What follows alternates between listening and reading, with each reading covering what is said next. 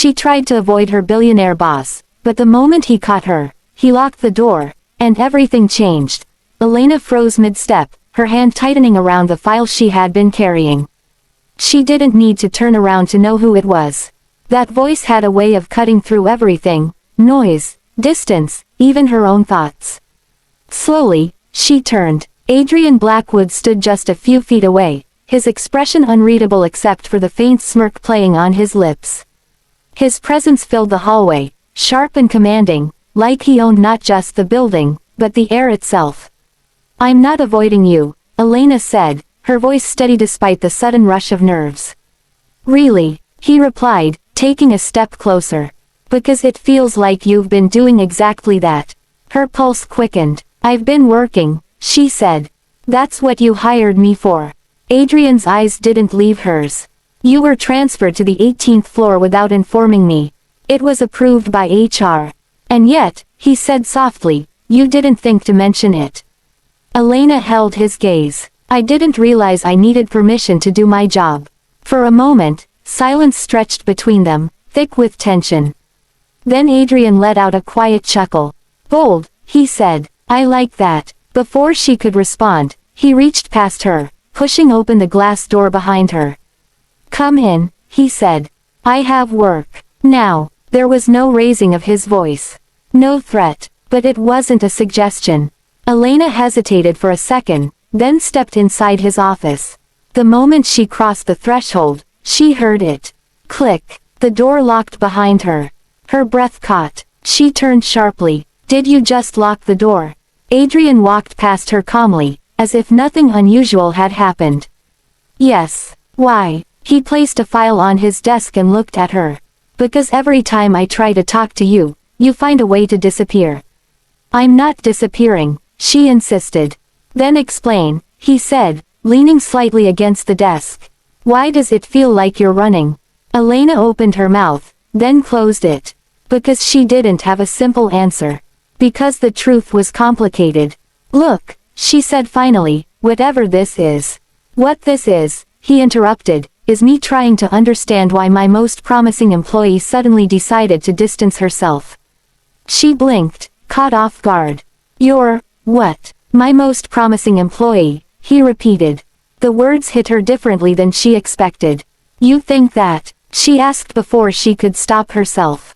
"I don't say things I don't mean," he replied. For a moment, the tension shifted, just slightly. But only for a moment. "Then maybe you should trust that I know what I'm doing," she said quietly. Adrian studied her, his gaze sharper now. "You've been late on 2 reports," he said. "You've declined 3 direct meetings with me. And you've reassigned yourself to a different floor." Elena's chest tightened.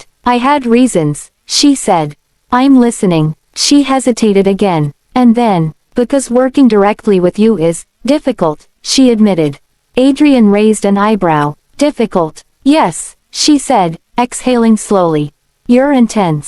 You expect perfection. And you don't exactly make it easy for people to breathe." For a second, something flickered in his expression. Not anger. Something else. "Is that all?" he asked. Elena looked at him, her heart pounding. "No," she said. He straightened slightly. "Go on. You don't just make things difficult professionally," she added. "You make them complicated." "How?" She swallowed. "Because you don't treat me like everyone else." The words hung in the air. Adrian didn't respond immediately. "Maybe," he said after a pause, "that's because you're not like everyone else." Elena's breath hitched. "That's exactly the problem," she said. Silence fell. Again, heavier this time. "Explain," he said quietly. She looked away for a second, gathering her thoughts. "When you look at me," she said, "it feels like you're trying to figure something out. Like I'm some kind of puzzle. And I don't want to be a puzzle," she replied. "I just want to do my job." Adrian took a step closer. "You're lying," he said. Her eyes snapped back to his. "I'm not. You don't just want to do your job," he said. "If that were true, you wouldn't be here arguing with me." "I'm here because you locked the door," she shot back. A faint smile returned to his face. "Fair point." But he didn't move away. "Then answer me this," he continued. If it's just about work, why haven't you quit? The question caught her off guard. Because I need the job, she said quickly.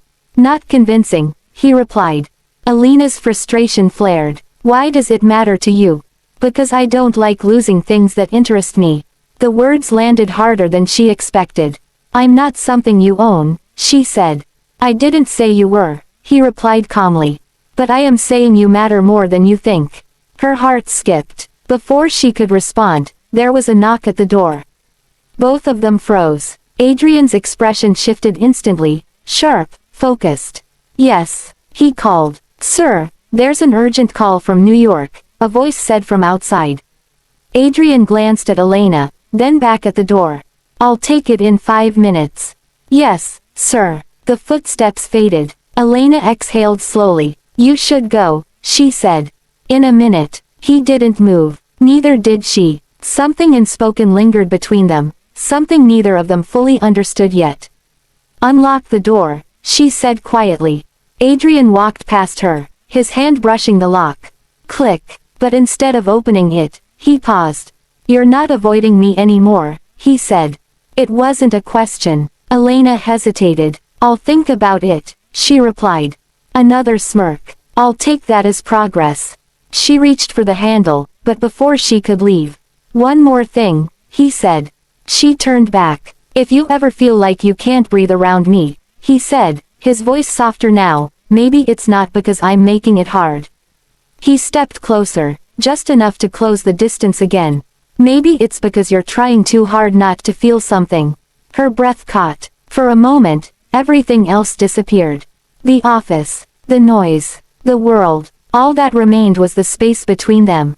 Then she pulled the door open and stepped out, her heart racing in a way she couldn't explain. But as she walked away, one thought refused to leave her mind. Maybe she hadn't been avoiding him because of his intensity. Maybe she had been avoiding him because of what she felt when he was near. And if that was true, then staying away wasn't going to be as easy as she thought. Hey there. Subscribe to my channel. And also press this bell icon.